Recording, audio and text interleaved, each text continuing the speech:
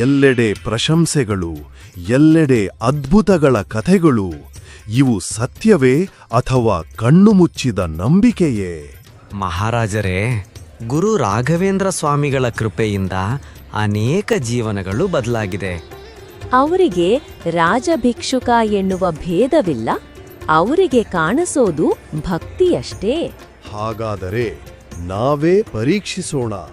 ಸತ್ಯವಿದ್ದರೆ ಪರೀಕ್ಷೆಗೆ ಹೆದರದು.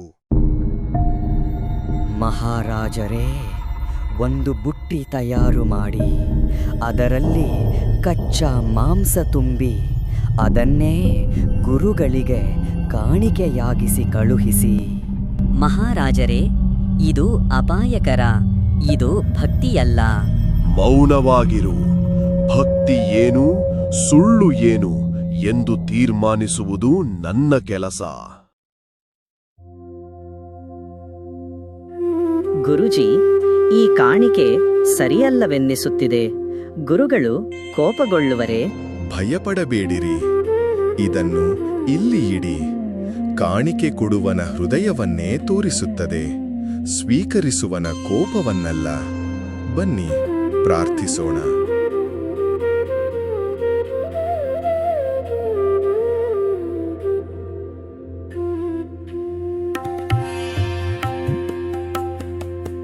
ಬುಟ್ಟಿ ತೆರೆಸಿ.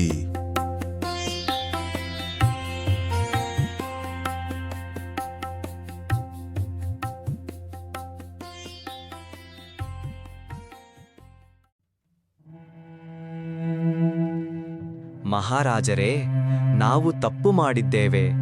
ಬುಟ್ಟಿನಲ್ಲಿ ಇಟ್ಟಿದ್ದ ಮಾಂಸವು ಹೂಗಳು ಮತ್ತು ಹಣ್ಣುಗಳಾಗಿ ಬದಲಾಗಿದೆ. ಅವರು ನಿಜಕ್ಕೂ ನಿಜವಾದ ಗುರುಗಳು. ಗುರುಗಳೇ, ನನ್ನನ್ನು ಕ್ಷಮಿಸಿ.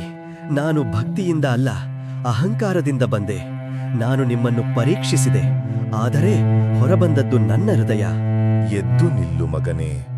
ಕೋಪ ಅಂಧಕಾರವನ್ನು ಹುಟ್ಟಿಸುತ್ತದೆ, ಕರುಣೆ ಬೆಳಕನ್ನು ತರುತ್ತದೆ. ಸಂದೇಹವು ಕರುಣೆಯನ್ನು ಸ್ಪರ್ಶಿಸಿದಾಗ ಅಶುದ್ಧಿಯು ಭಕ್ತಿಯಾಗುತ್ತದೆ. ಇಂದಿನಿಂದ ನಾನು ರಾಜನಾಗಿ ಅಲ್ಲ, ನಿಮ್ಮ ಭಕ್ತನಾಗಿ ನಮಿಸುತ್ತೇನೆ.